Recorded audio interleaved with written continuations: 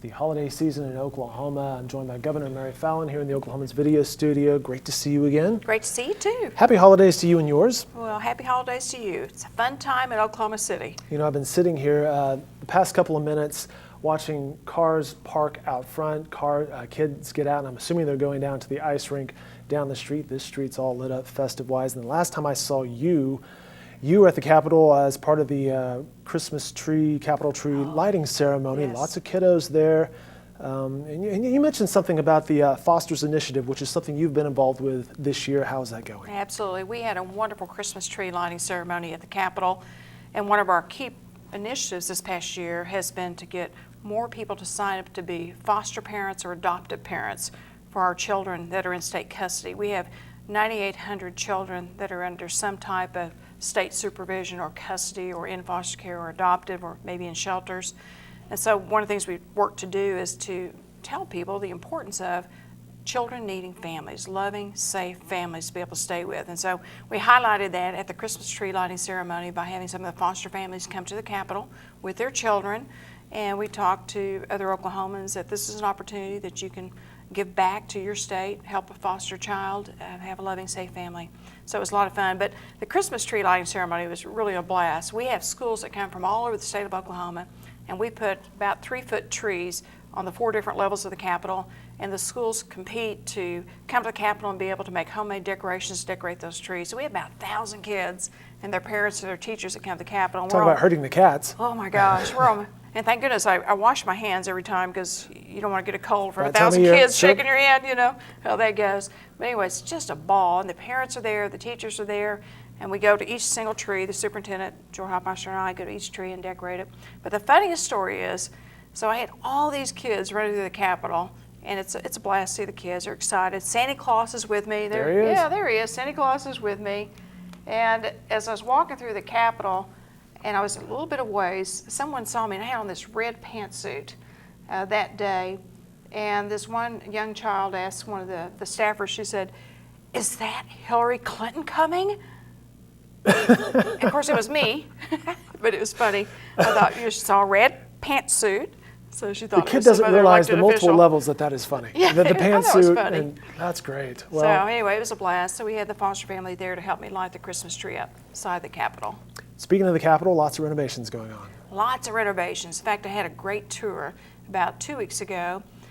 And I invite people to go down and see it because there's some interesting things in the Capitol. There I am. I'm destroying one of the walls down the basement. You look very comfortable doing that, by the way. Oh yeah, I loved it. Yeah, I could take out some aggression, you know, hitting that. They said, go You're like, at her finally, again. I So get to hit hit back. it again. Yeah.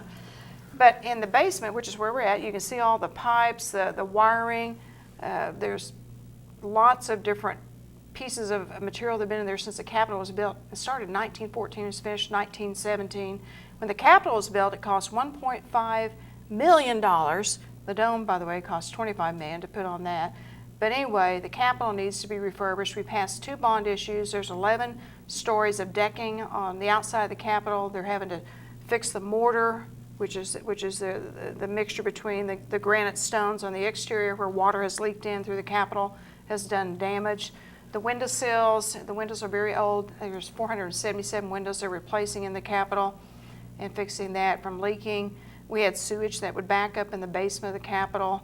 A lot of heating problems, electricity problems. The rotunda in the Capitol is not even heated or air conditioned. This is a great place. You can look through the window and you can see how it's gutted on the basement level. The walls have been taken out. They said that as they ran cabling over the times from 1917 on up, they didn't take it out. They just covered it up, put more in.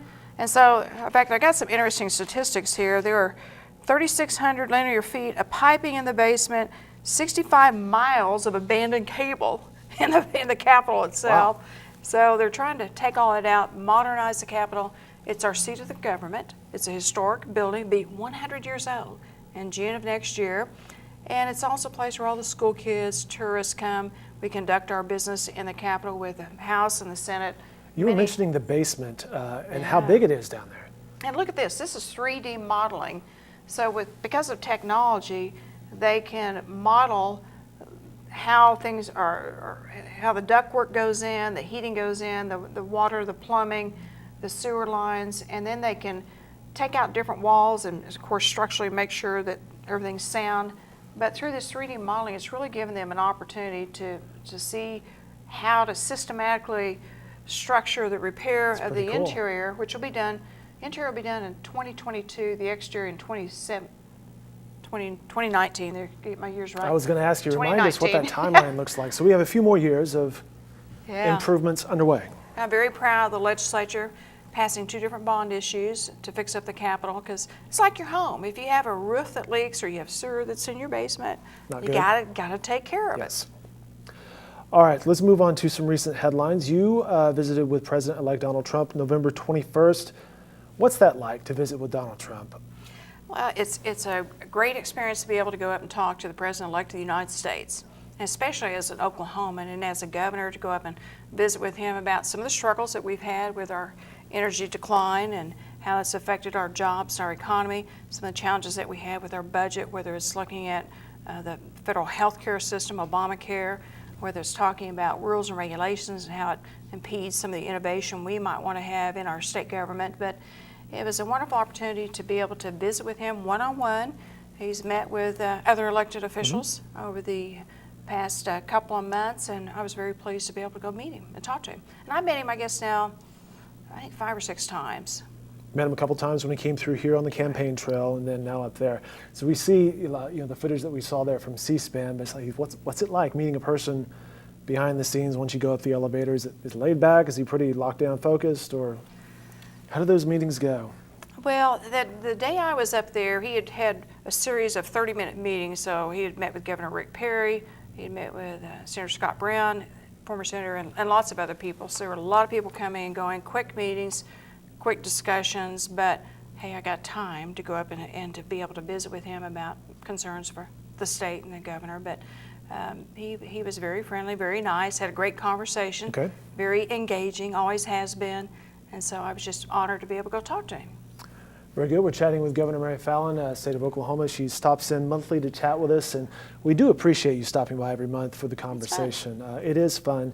You mentioned today, we have a story on newsok.com, you don't expect an offer from President-elect Trump. Do you feel snubbed? Do you feel relieved? Probably relieved. Right? We mentioned that when your name was among those for vice president candidate, and I asked you at that point, when you're watching these debates on TV, do you wish that was you, or are you relieved it's not? So I'll ask you the same question, relieved or snubbed? Well, thank you. It's a wonderful honor and opportunity to be considered and to have your name mentioned, especially from a small state like Oklahoma. We've always been considered to be one of the flyover states when it comes to needing our votes, but because we changed and moved up our primary elections, we saw more of the candidates come to Oklahoma, actually work to get our votes in our state, which was a great pleasure and opportunity, and even good for our citizens to be able to meet the candidates one-on-one. Sure. And so having the opportunity to be mentioned for either a cabinet position or certainly the vice president was a great honor for me. But it's not without a lot of hard work. It's a lot of competition, which is one of the things I found out going through this last round of things. There are a lot of people who advocate for their person, their state. They've taken consideration demographics and elections 4 years from now. And so it was just a great honor to be able to go and visit about it. All right, very good. State Attorney General Scott Pruitt has been tabbed to lead the EPA. Now, you've mentioned in the past, hey, I'm not going to name a successor, not going to throw some names out there because the position is not open yet. He still has to go through his vetting process. So I'll ask you 2 questions on this. Do you have a name that you want to share? I'm guessing no, but do you have a name that you want to share? And if not, are there certain things you would look for in a person to fill that position? Well, first of all, we're very proud that Attorney General Scott Pruitt has been selected by the President to be his nominee for the EPA, and he will certainly do a good job.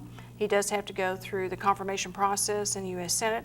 It is not without its challenges. It's a very difficult process to go through.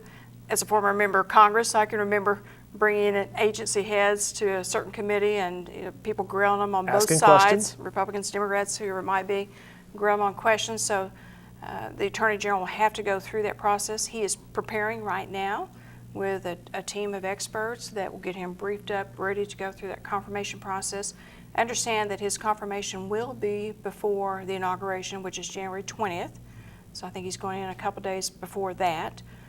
But we're very excited that we might have an Oklahoman who can make a tremendous impact on an agency. It's very important to many of our agencies and many of our industries in our state, whether it's the energy sector, whether it's farming, ranching, whether it's keeping our waters clean and safe. The EPA has a lot of power, a lot of authority, can affect jobs, it can affect investment, and of course we all want to be good stewards of our land and our water and our air, and that position can certainly control that.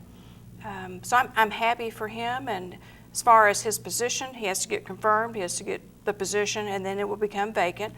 I've had a lot of applicants who have contacted me, and what I'll be looking for is certainly someone who will follow the law, who will just make sure that we carry forth, the rule of law in the state, follow our statutes, who can be balanced, give good opinions, and certainly help us through even our legislative process when looking at the various pieces of legislation that are enacted, giving us Attorney General's opinions for those pieces of legislation, or even as it relates to rules and regulations or administrative proceedings of the agencies themselves. All right, very good. We covered the visit with Donald Trump, Scott Pruitt. Another thing you have done over the past couple weeks is a trip to the Middle East. Right. What was that like? It was a tremendous honor also. We have mothers and fathers, brothers and sisters, friends, relatives, whoever it might be, that are over in the Middle East right now to defend our freedoms, to make sure that we can live in a democracy here in the United States. So I got invited by the Department of Defense to go over with Governor Scott Walker and Governor Brian Sandoval of Nevada. Scott Walker's from Wisconsin, to see our Oklahoma soldiers, our men and women who are away from home right now.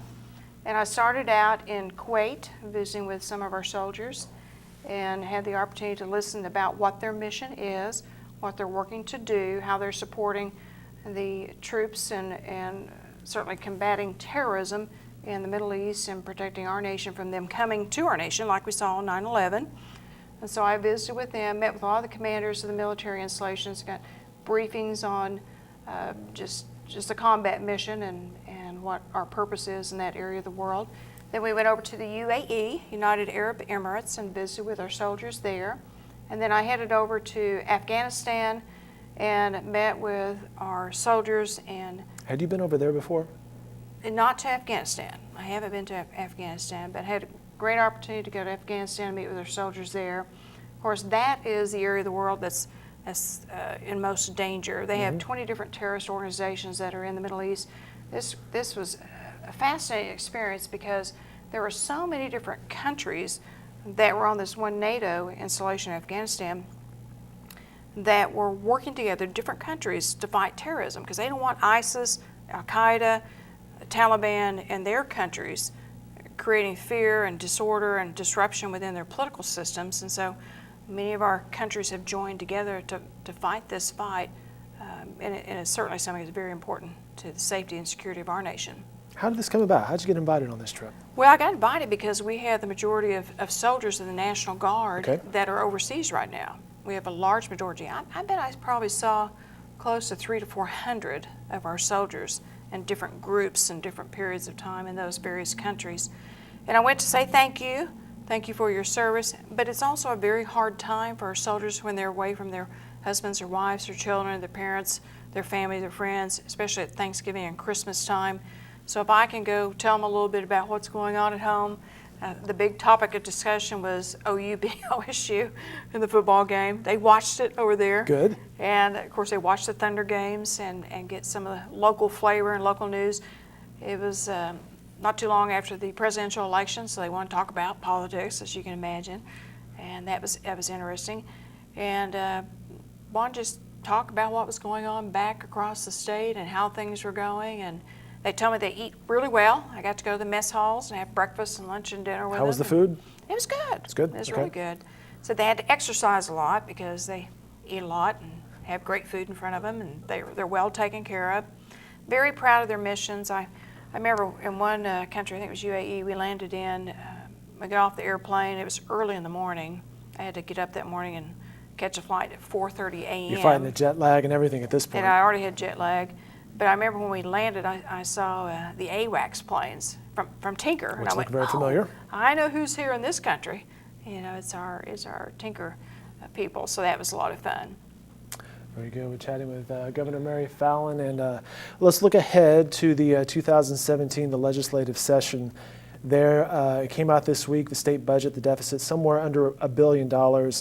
Are there any revenue raisers you believe in? Is there anything that's just dead on arrival that may hit your desk? Well, today we had our Board of Equalization meeting, which is when we certify the amount of money that we were able to have actual versus projected for this fiscal year, and what we are going to be looking at for our next fiscal year as we begin our legislative session in February. And so I'll take these numbers that we certified today to do my budget that I'll present in February to the legislature. Okay. But the way the system works, by the time February rolls around, there'll be a second Board of Equalization meeting a couple weeks after session starts, and that'll be the true figures Gotcha. that the budget will be based off of. So I give kind of a preliminary analysis of where I think our spending should be and priorities should be for the state, and then the legislature, through legislation and the budgeting process, will finish it up. We are going to have, it's estimated around $870 million in a shortfall this year, estimated to be about 4.4% less than our projected revenues, which will cause more tightening of the belts, more further cuts. So there is a discussion about what are areas that we might look at to change the structure of our budget, which has been one of my top goals over the past several years, was let's fix the budget so that we don't use one-time funds. We don't rob this account to pay for this account to float us along, but let's actually fix the structure of the budget and get it to where it works for us so that when we have an economic downturn with the energy sector, which we do, it just happens. We didn't anticipate it's going to last 2 years. I mean, this is going back to being almost as worse, maybe worse, than the 2008 national recession for our state, and even back to the 1980, 83, 84, when we had the big collapse in the energy sector. But the revenue shortfalls have been pretty severe over the last couple of years. In October of 2014, we had $107 barrel oil. So that was October, but by February it dropped to $26, from $107 to $26. That's a huge drop. Mm-hmm. And of course that's going to create stress on anybody's business, as we've seen a lot of our companies having to lay people off, and then the trickle-down effect throughout the economy in other industries certainly stresses upon our agencies and our revenues that come in. So we've had to tighten our belts by good portions in our state. So as far as revenue enhancements, one of the things I challenged them with last year was to look at all the different things that we exempt from sales tax collections. We actually have a sales tax we pay on items that we buy, but we also have 150 different things that we exempt from sales tax. So if you go get your dog groomed, you don't pay a sales tax. If you go get a tattoo, you don't pay sales tax. If you go get your car washed, you don't pay sales tax. So there are a lot of things, 150 things, and those 150 items we exempt from sales tax collections add up to be $8 billion. Now we just certified today at our appropriation level that we're going to have about $4.9 billion to appropriate, but this amount it's coming off the top per se with sales tax exemptions is $8 billion. So that's a big gap between the two. And so I showed the legislature that last year and asked them to consider, do you want to pay teachers more? Do you want to have prisons that are 110% over capacity? Or do you want to have people that need mental health services that can't access them because we don't have the funding to do that? Or do you want to have more child welfare services for abused children? I mean, or even healthcare services for blind, disabled, whatever it might be. Or do you want to exempt tattoos from sales tax? Now, those only bring in small amounts of money, but when you add 150 of them together, it's $8 billion. And the second thing I asked them to do, and we have done this, and the information will be ready for this session, is to look at all of our sales tax incentives. We give away a lot of money to create jobs and opportunities, and many of them are very, very important because we got to compete with other states. I'm always trying to bring new business, new jobs in Oklahoma, and they'll tell me, well, Kentucky offered me this, or Texas offered me that. So you do have to be competitive with the other states, but yet you want to make sure that your incentives actually create jobs or create investment and enhance your economy. So we've had a study group that's been looking at that, and they'll make their recommendations to us as which ones we should keep and which ones we should not, or maybe those we should just fine tune. I actually did ask them to look at the cigarette tax last year to be able to pass a small percentage increase in tobacco tax, which would go to healthcare services. So those are some of the ideas I've had in the past. Teacher pay raise will certainly be something that is at the forefront, making headlines. Is that a priority in your mind? I mean, that's an obvious yes, but is that something that perhaps needs to be addressed at the forefront? So, Dave, we've had a very interesting debate this year, in fact, last year and a half, on teacher pay raises. Last February, when I gave my State of the State address, I actually outlined a way to fund a teacher pay raise. Of course, as the session continued to go along and prices didn't recover in the oil industry, we ended up with a $1.3 billion shortfall for the budget. And so it was a very difficult year trying to decide how do you prioritize the money, where do you cut. We decided in the legislature we wanted to prioritize education, hold them as flat as we could with spending cuts, certainly public safety, our health care services, and then our infrastructure, transportation services were cut less than all the other agencies below that. And that will continue to be my priorities, keeping our communities safe, certainly education of our children, our infrastructure and health care services, Medicaid population, poor and disabled, those types of things. But fact of the matter is we're still going to have another shortfall this year until the energy sector turns around. And of course there are many states that are suffering like we are too. But we got a lot of challenges ahead of us to address these issues. So as far as the teacher pay raises, I put out a plan in February. We didn't do it because of the big shortfall. But then we had some extra cash left over after session ended. So I said, well, let's come back into special session and look at utilizing some of this money for teacher pay raise. And then let's also address some of these sales tax exemptions I was talking about. But we're in the middle of an election. And so people decided they'd rather wait and just address it in regular legislative session. And then we had the vote in November for the 1-cent sales tax increase to go to teacher pay raises, and the public voted it down. And they basically came back and said, legislature, you need to do your job at the Capitol. And so I hope, and I've asked the legislature to work with me, and there have been plans introduced already for teacher pay raises, so we'll see how things shake out this year. I was in Guyman yesterday with the Oklahoman's Ben Felder for a story we're working on leading up to the inauguration day. We spoke with some of the officials there, including the superintendent of Guyman Schools, who said, hey, I'm competing with Liberal, Kansas, which is just over the border there. They pay X amount more for their teachers than we can pay here. Going back to the tree lighting ceremony when you had teachers there at the Capitol, are those some of the conversations you have when you're approached by local superintendents or teachers is, hey, Governor, we're faced with various obstacles here. What can we do? Well, absolutely. But I think also teachers understand that this whole state of Oklahoma is suffering. I mean, you've got people that have just flat out lost their jobs in Oklahoma, and I know a lot of them that are still looking for jobs.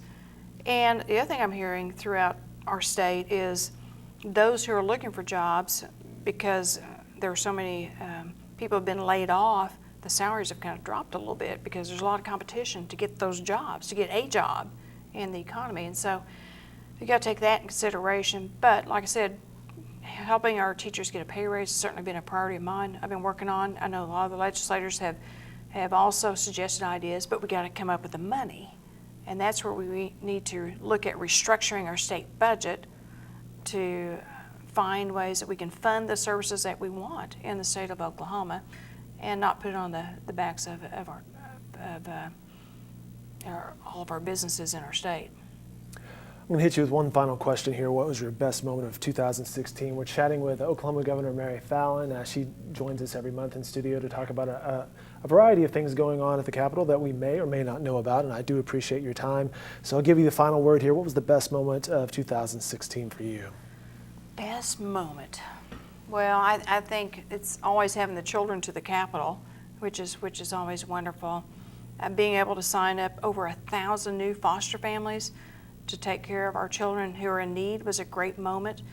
Being able to work on closing a very difficult budget gap, although that wasn't a pleasant thing to do, we got the job done, and it has to be done.